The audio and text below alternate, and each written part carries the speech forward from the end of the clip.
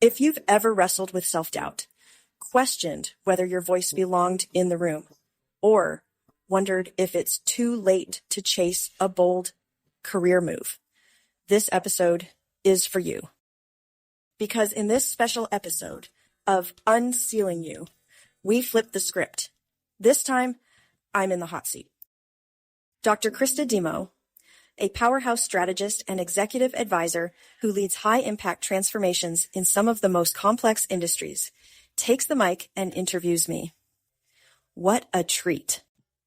Together, we reflect on what inspired Season 1, how it all began with internal barriers like imposter syndrome, and that persistent inner critic I introduced back in Episode 4.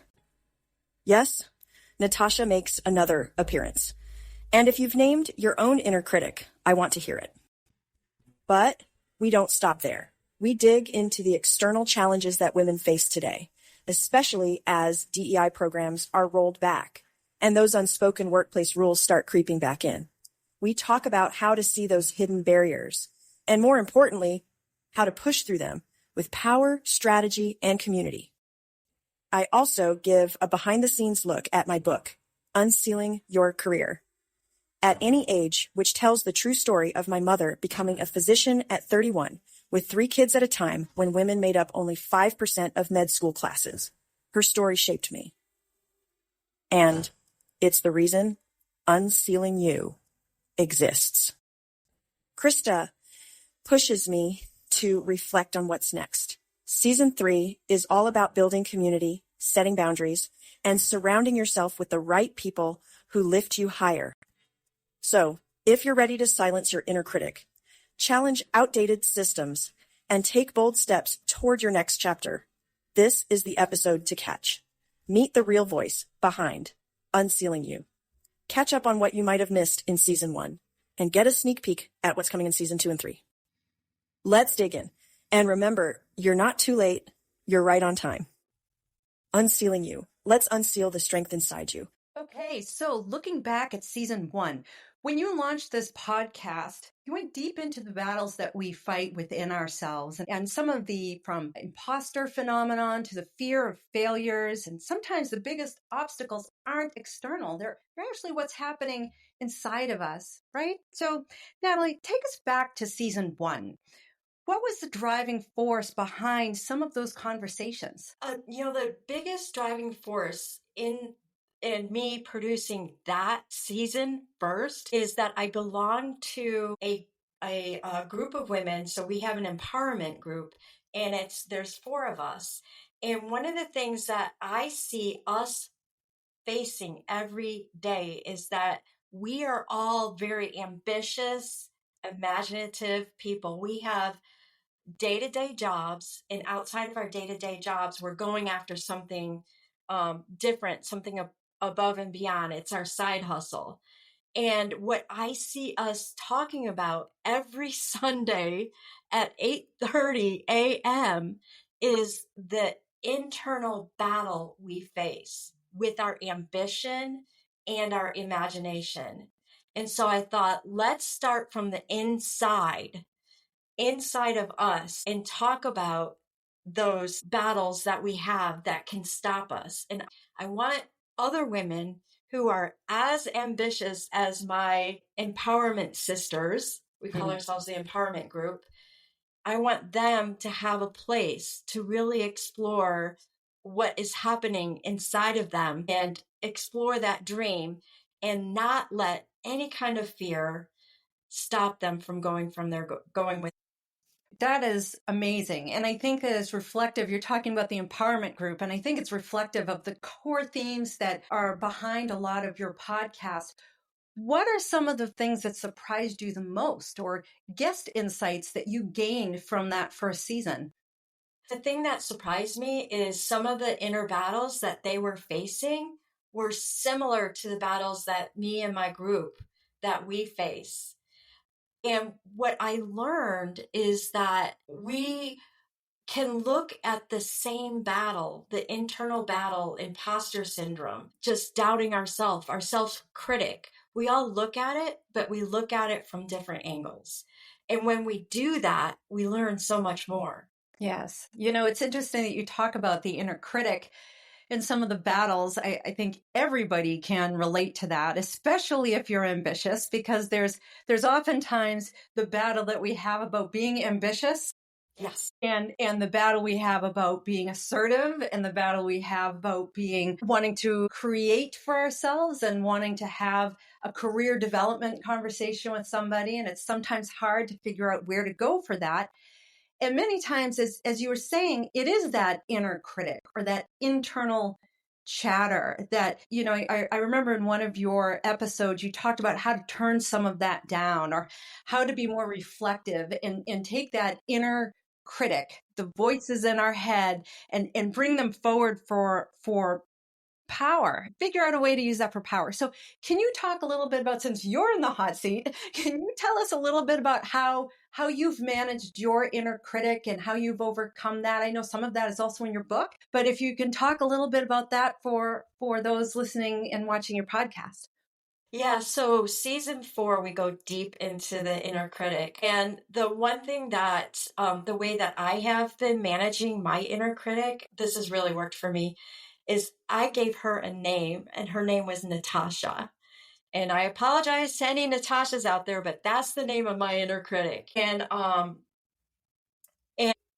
giving her a name and saying, okay, Natasha, I understand your role is to protect me, but you're actually bringing on the thing that you're trying to protect me from.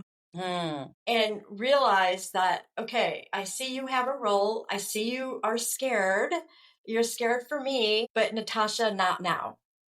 And then the other thing, the flip of that is to say, okay, Natalie 2.0, I need you to come. Natasha's calling you. Yeah, that's I that need to power. replace Natasha with you. Yes.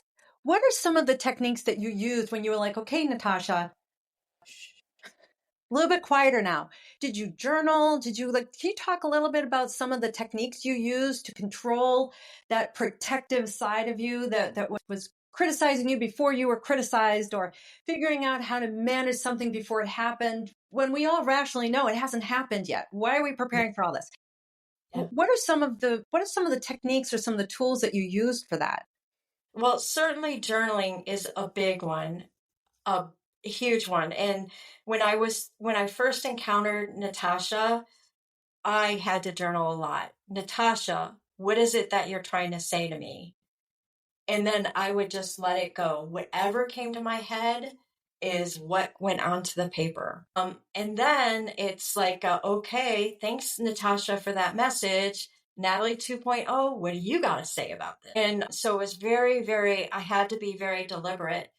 But then after learning how to talk to Natasha, to learn that Natasha is really there to help me and I need to calm Natasha down, I realized I can calm her on the fly. I could feel her coming in a moment, right before a meeting, right before a conversation, during a conversation, during a tennis match, in the middle of a freaking point. Yeah. And it's like, okay, not now. Come on, Natalie 2.0, let's step it up here. And it can happen that fast once you get practiced on it. That's amazing. That's amazing.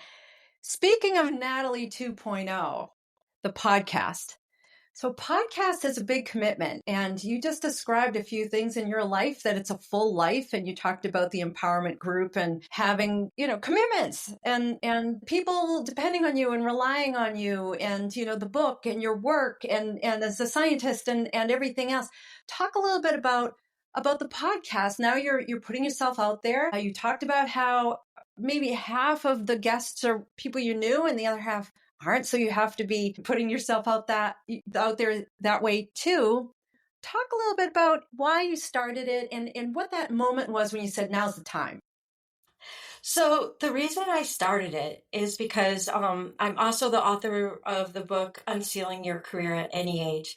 And that book is really about my mother. And I'll try not to cry. But as you say, do cry. It's authentic. Do cry. That's our Natalie 2.0. Yeah. And your Natasha is the one saying, don't cry. Yeah, Right? that's true. That's true. Yeah. Yeah. So in my book is really chronicling my mother's life. My mother became a physician at the age of 31. She started as a housewife. After she graduated from high school, she had 3 kids right away. Boom, boom, boom. My brother is the unfortunate Irish twin. I guess that's what you call it, because he and I are only 9 months and 20 days apart. And then my sister's like 10 months. And then my mom decided to go to nursing school after we got into school, after we got into kindergarten. And actually, my sister had not been in kindergarten. And then eventually she decided she was going to become a physician. So when I was a sophomore in high school, my mother was admitted into medical school. And this is at a time when only 5% of the class was made up of women, and they were definitely not 31 years old. They were young. So I watched my mom do this, and we had moved from Chicago to Kansas City for her to do this. And for me, it wasn't until I was in my 40s that I realized what an amazing story that was. Because doesn't every mother go to med school? Don't they though? Don't When they? they have 3 children who are all within 30 months apart or something, whatever the math is for all 3 of you. Yeah, and we're all in high school. And so when I was 40 years old, I was reflecting on this dream that she did, and I lived it. I watched it, saw her like tell her mother she was going to medical school, and I saw her mother, my grandmother, tell my mother that she was crazy. She was getting older, stupider as she got older, not smarter, which Why would you want to do that? You can just stay home with your kids. exactly. You have But a job to do. yes, you have a job to do. And this is what she did. I learned so much from it. And then as I realized that this is such a unique message and lesson that I received, I thought about how I had been impacted through my life. I became a high school teacher, decided it was not exactly what I wanted to do for the rest of my life. So I decided to get a PhD in molecular biology, cell biology, biochemistry, and biophysics. And then from there, I decided to go into the corporate world. And had I not lived my mom's dream and watched her do this, I would have never pursued it. I felt like it was an important message to share in a book.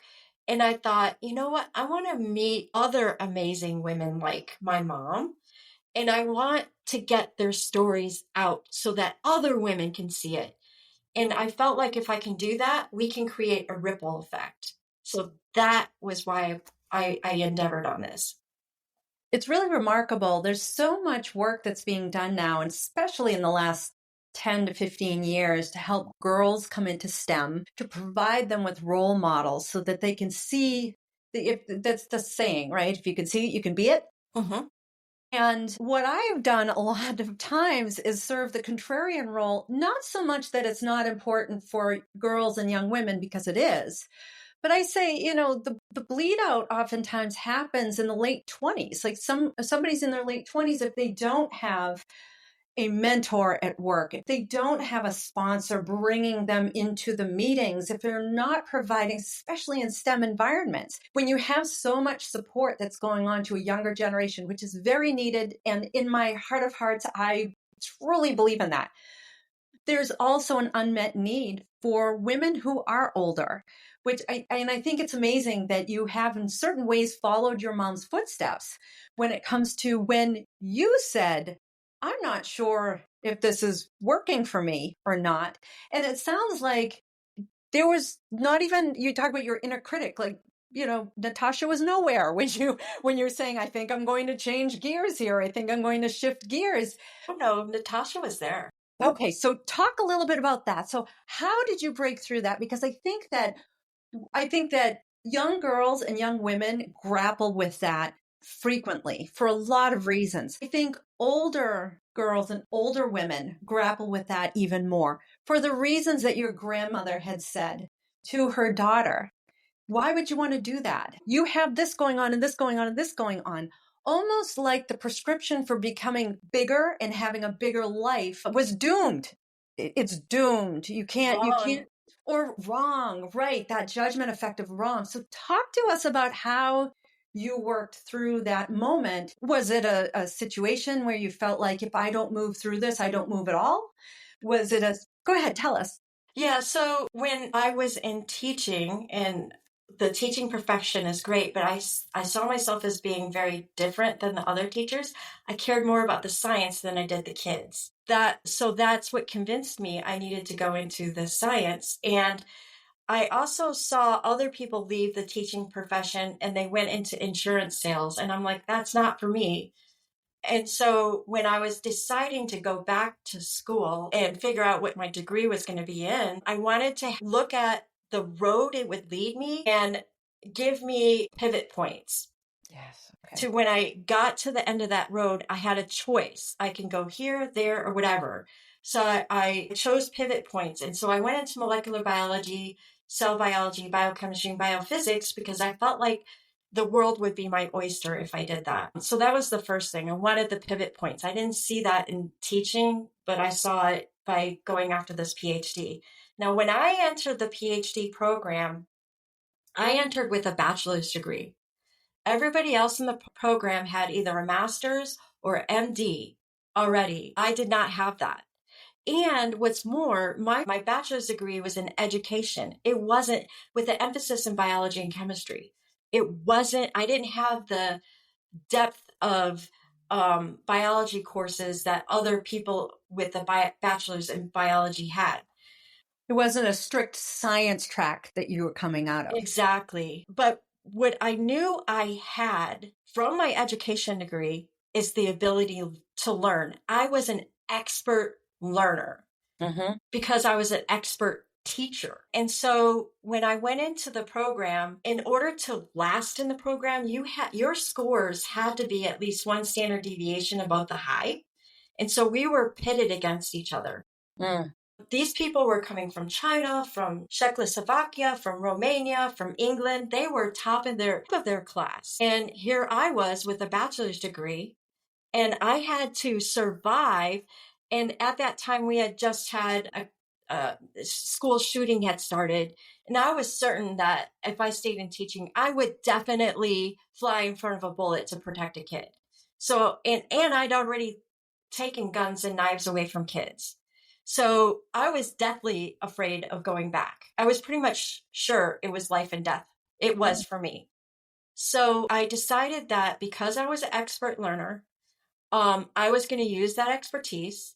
And I decided that the human brain had to hear something 6 times before it would learn it. So I made sure I covered all of the material 6 times. At the end of the first year, I was the only American standing. By the end of the second year, I was the one setting the curves. So, but even still, Natasha was there. Yeah. I cannot tell you how many panic attacks I had in the middle of the night.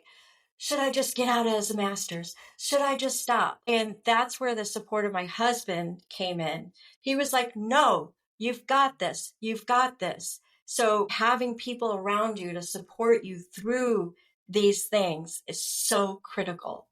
Yeah. And I suppose that's one of the biggest balancing effect, or the counterbalance to Natasha, to having that inner critic, because the inner critic, I love how you said that they have our best interests in mind. They're trying to protect us, trying to get ahead of things, but they also are seeking a level of perfection that's just impossible for humans. It's just impossible. Like, humans should strive for excellence. Perfection can only happen in moments here and there, because talking about standard deviation, most of the time perfection is compared with something else. And then whatever's at the top is considered perfect, to at least to the English language. But really what it is that's a level of excellence that we strive for.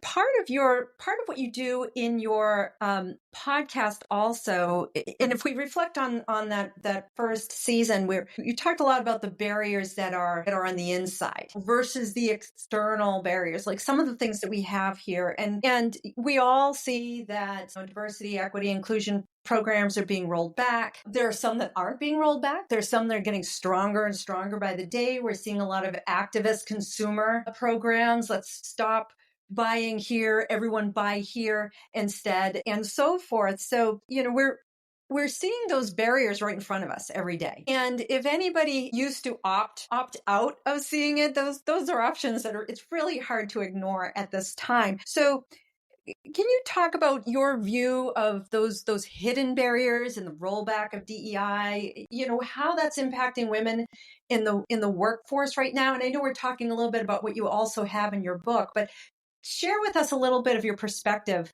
on these DEI rollbacks and how you consider them as barriers for the where women are right now in the workforce. Yeah, so in season 2, we do start to talk about those external barriers, and definitely the hidden rule book is one of those external barriers. I'm just going to share an example of the hidden rules. This weekend, I was playing a tennis match at a different club, and it was a USTA tennis match. So what that means is that I was playing singles against another lady. And when we play singles, it's a timed match. We only had an hour and a half to play. Normally you get as much time as you need in order to finish the match to see who the winner is. But in this case, it's timed. So it's whoever has the most games at the end of an hour and a half. So you do not have time to chit chat. You don't even have time to warm up. And it can get pretty competitive because the people that play singles are like, they're serious. And so I was playing against this lady at a different club. So I was the guest, and 2 courts from us were these 2 gentlemen that were playing, and they were super loud, talking about the housing prices of 2008. And then they even got into shouting matches over line calls, which was ridiculous. And they were loud. And my partner was like, I'm so sorry, about this. This is terrible. And finally I'd had it. And so I walked over there. I was calm and said, would you gentlemen, please, we're trying to play a USTA match over here, and you're really loud. Can you quiet it down a little bit? And the guy turns to me and says, we're just having a match too. And I was like, whoa. And so fortunately, my opponent came over and said, I see that you're discussing things and you are loud. Can you walk up to the net and have your discussions instead? And so I was thinking to myself, thank you for backing me up. I really appreciate that. And then we went back to our match. Fortunately, they were quiet, even though they were against being quiet, but they were. And so afterwards, yeah. So anyway, afterwards, I went up to her and I said, when that guy said he was just playing a match, what did you hear in your head? And she said, what I heard was, I'm a man. I could be disruptive. I can be disruptive and just demeaning. And I'm like, interesting. I heard the same thing. That's an example of a hidden rule. And that is what we face. And them reflecting that you're not the only one having a match here. Yeah.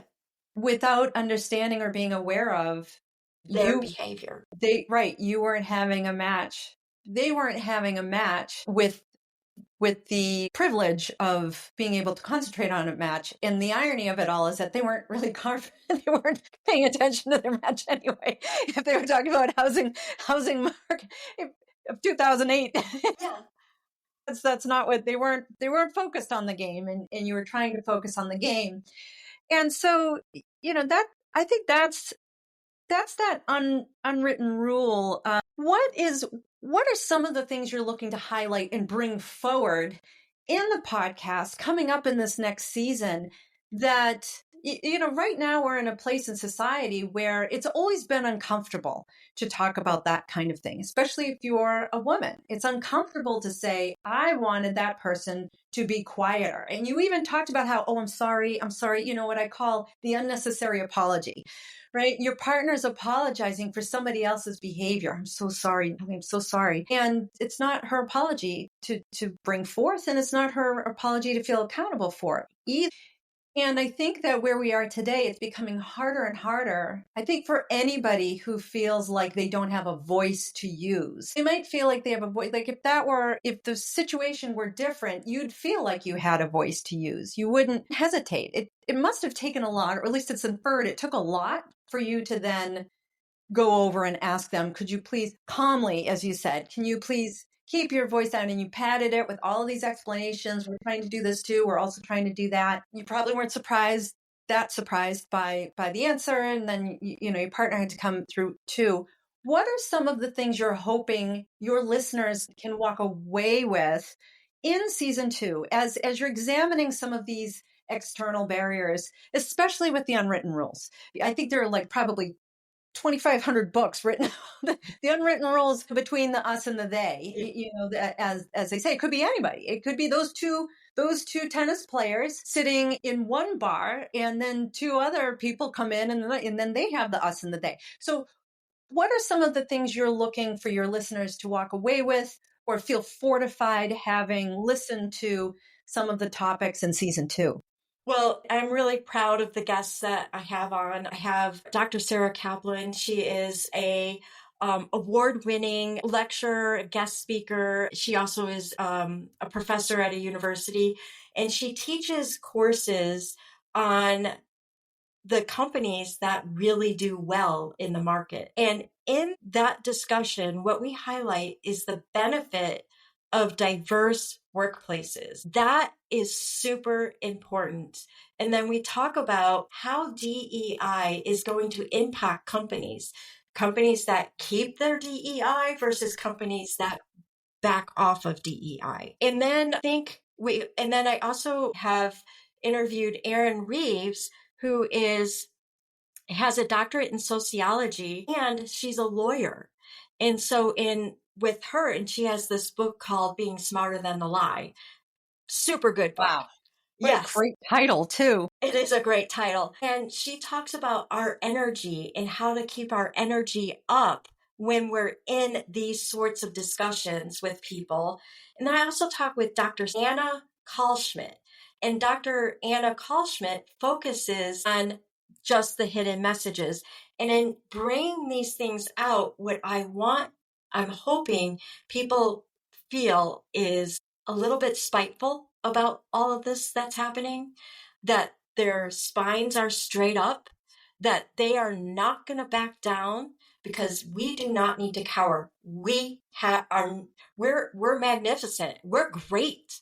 And so we need to keep up that energy. From there, I want to talk about ways that we can challenge societal expectations. I have a poker player coming on to talk about negotiations in the situations when we have to stand up to societal expectations. And then in the end, the way that we're going to end season 2 is to talk about big mind shifts.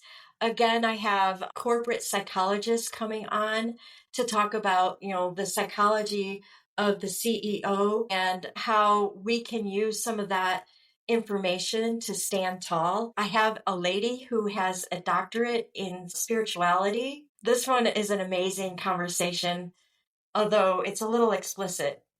She throws a few F-bombs, which is kind of funny since she's a doctor in spirituality. Living her best life, Yes. for sure. So and also I have some experts that talk about ageism and how you exceed at 70, 80, 90.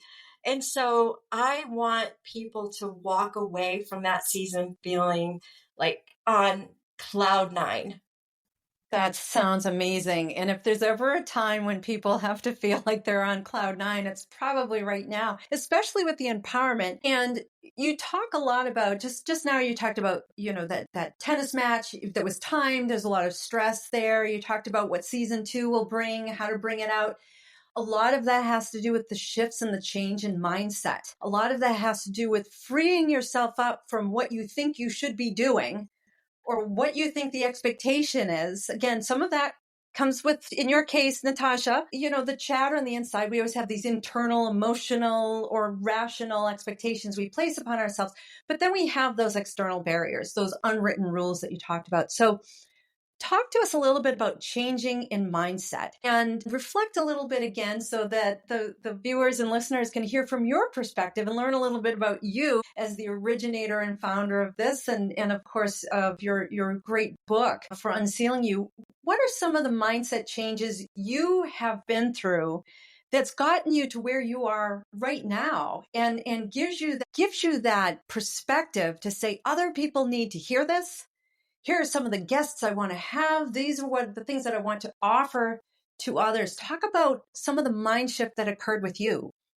Yeah, so I think that I had one mentor where I said, "Oh, I want to do this and this and this, but I'm a little scared." She's like, "So what? Do it anyway." Writing to some of these people, I was like, "Why would they want to talk to me?" And I thought, "Stop it.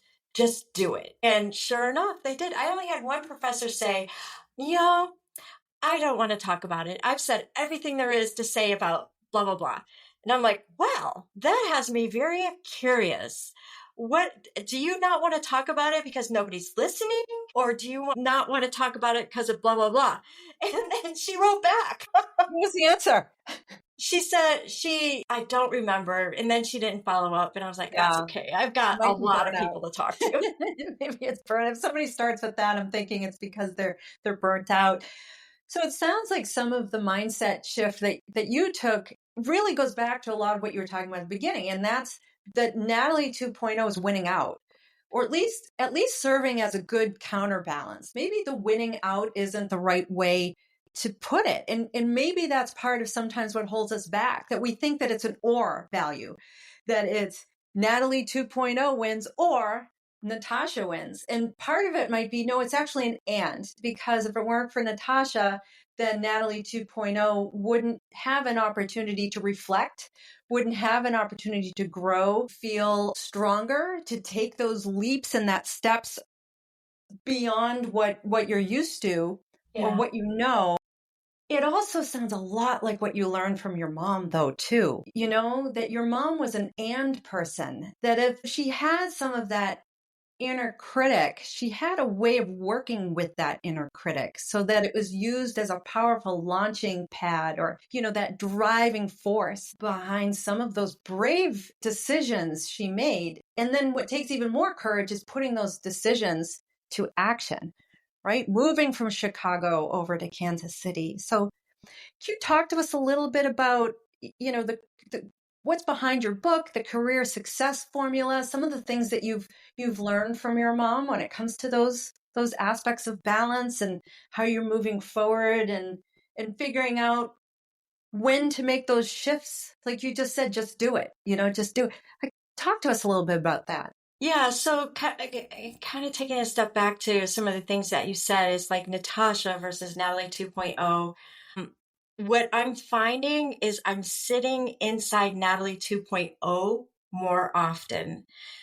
Before, when I'm not moving forward, I'm sitting inside Natasha more. And so, yes, Natasha has a role, helps me understand what is my fear, what are my limiting beliefs. But now as I try to imagine what is Natalie 2.0, I feel like I'm going to be turning 60 in June, and I've decided I want to get a tattoo for the first time. I'm going to get a tattoo of a diamond because I feel like we can look at our own selves from different angles and see different aspects of ourselves. And that's why I love unsealing, because it's like we're unsealing what's in us. When we explore that Natalie 2.0, it's like, holy cow, I didn't know I had that in me. Holy cow, I could do that. And it's so much fun. And I feel like this whole formula is about looking back at what you've done and see the amazement. We were talking a little bit about how when we have successes, we don't believe it was something that we did. And sometimes it's like knowing what you did is like seeing your nose without a mirror. You can't see your nose. Sometimes we need other people to kind of say to us, do you realize you just blah, blah, blah, blah, blah, blah? And that's like having a mirror in front of us to say, oh, and then we have to soak it in, bring it in, absorb it, believe it. And so I feel like all of this is about that unwrapping, unsealing from a opening of a package. And that's what I feel like all of this is a journey of doing. It's amazing. One of the, as we start to wrap up here, one of the things you started with was talking about ambition and the ambition within all of us. And you have your Sunday empowerment groups and what do we do with all of that? And so my question for you is, if you were to rewrite a career playbook for ambitious women, what would be in it? So I would keep my unsealing book the way it is, but I would probably add to it. Add different stories, add other stories of other women in addition to my mother to show different examples. Going back to the human brain has to hear something 6 times. Some of the stories that these women say, some of the platitudes that we raise, some of the things that we say that we do are all the same, but we're saying it from different angles. We're saying it in different ways. So it hits us in a different way. So I think having a lot more stories of how people have done the same thing, use the same rule in the same way, that's what I would. And that's why I have the podcast, to really open it up and show all the different examples of the same types of rules, other rules, the rules that you can win by and be successful with.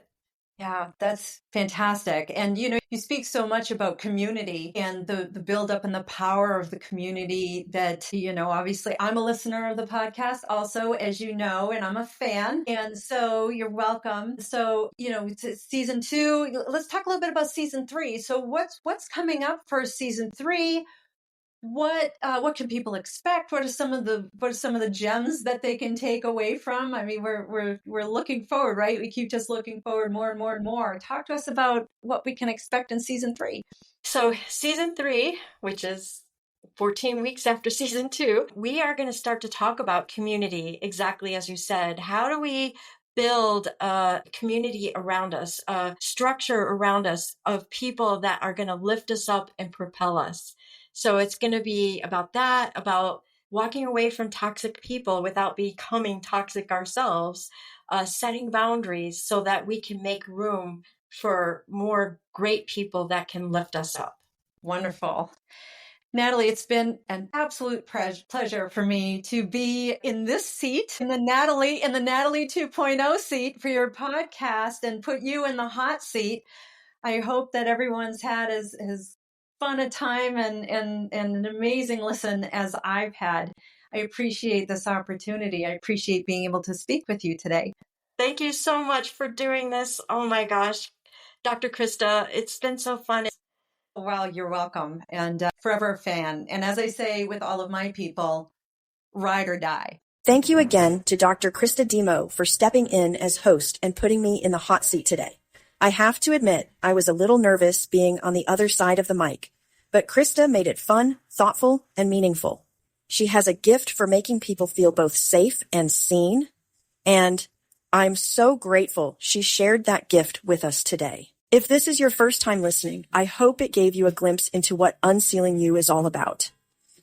And if you've been with me since season 1, thank you for being part of this growing, powerful community. Season 1 focused on internal barriers like imposter syndrome, perfectionism, and self-doubt, the quiet thoughts that hold us back. But as we launch season 2, we're shifting the focus to the external challenges, things like the rollback of DEI programs, hidden workplace rules, and the need for new, radical ways to lead and grow. And that brings us to our next episode. Episode 14 kicks off season 2 with Dr. Marilyn Clark, who brings deep wisdom about what's changing for women in leadership today and how we can take strategic, imaginative steps to lead anyway. From building informal networks to negotiating roles that don't yet exist. This conversation is full of the kinds of insights that stay with you. Whether it's already live or coming soon, you'll want to keep an eye out for episode 14. Trust me, it's worth it. While you're here, don't forget to Follow or subscribe to UnCeiling You so you never miss a new episode. Join the UnCeiling You community, where members get early access to episodes, bonus trainings, and real tools for bold action. Or, if you love what we're building here, consider donating to help keep the show going. I'm Dr. Natalie Luke. Thank you for listening. You're taking bold steps, and that creates a ripple. Keep going. Okay, be honest. Have you ever had that gut feeling that you're meant for more? Like, you're doing the work, you're showing up, but you know there's another level waiting for you. And let's be real, it's not about being stuck. You're growing, you're learning. But maybe you're looking around thinking, all right, what's next? How do I make sure my career is moving in the right direction, on my terms? Here's the thing. Career growth isn't about just grinding harder. It's about positioning yourself, surrounding yourself with the right people, and taking bold action. The most successful professionals, they don't just wait for things to happen. They step up, get in the right rooms, and create opportunities for themselves. And that's exactly what we're doing inside the Unsealing Zone. I'm inviting a small group of ambitious women who are ready to level up, build confidence, and grow their careers without waiting for permission. If that's you, if you're ready to make bold moves this year, drop a note in the comments or DM me and write ready, and let's chat. No pressure, just a real conversation about what's next for you. Let's make this your year of unapologetic career growth. Let's go.